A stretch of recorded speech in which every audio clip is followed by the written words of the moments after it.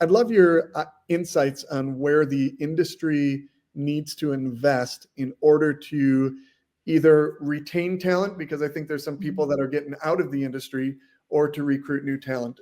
Sure. I mean, I think honestly, we can invest anywhere, in any age, and yes, we have focused a lot on the career tech ed programs, just because I know that they have very similar goals for their students who are workforce bound, seeing them placed in careers with opportunities for growth.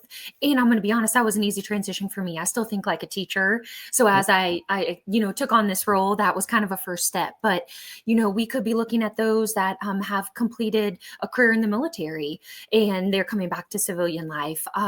We explored what it is like to work with individuals who are coming out of incarceration, second chance employment. I think we could focus there.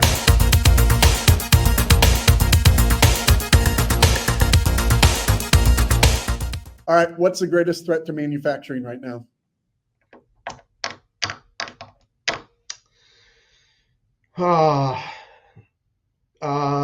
Understanding the cost-benefit analysis to keeping it onshore. Okay. If you want a penny pinch and you want to take it offshore, you're going to get what you pay for. It's always going to be able to be done cheaper, but the quality is going to suck. That's why I'm an advocate and preach so heavily at the NTMA meetings about the benefit of work sharing amongst shops within our community, so that we can not only keep it onshore, but keep it within the Kansas City network.